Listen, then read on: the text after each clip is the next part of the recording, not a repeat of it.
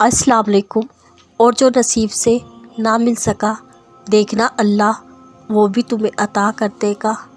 देखना अल्लाह जल्द ही मदद भेजेगा और पलक झपकते ही हो जाएंगे कबूलियत के मौज से। देखना अल्लाह जल्द ही कुन कह देगा, एक पल में सिमट जाएगा तुम्हारा टूटा हुआ बिखरा हुआ वजूद।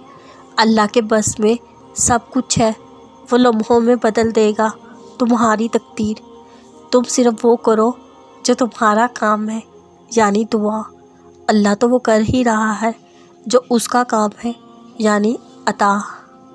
देखना अल्लाह जल्द ही ऐसे वसीले बनाएगा कि तुम हैरान रह जाओगे।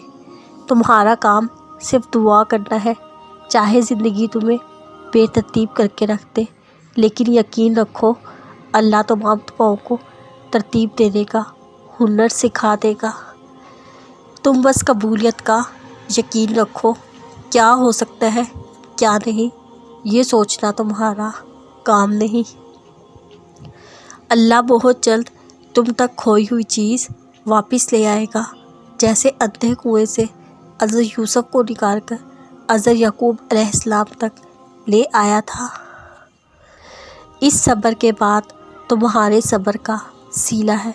दुआएं सब्र मांगती हैं, सब्र इनाम देता है। जब मांगने की तौफीक वो दे रहा है, तो क्या कबूलियत की पहली निशानी नहीं लगती तुमको? हो सकता है तुम्हारी ज़िंदगी का एक खाली सफ़ा अल्लाह तुम्हारी चाहत से भरना चाहता हो, इसलिए चाहे दुआ करो, दुआ तुम्हारा मुकद्दर बदल दे। मैंने अल्लाह से कहा, मैं हमेशा क्यों? अल्लाह ने जवाब दिया, मेरी प्यारी बंदी, मुझे तुमसे प्यार है, इसलिए तुम्हें आज़माता हूँ कि देख सकूँ तुम मेरी रज़ा हासिल करने के लिए कितना सब्र करती हो।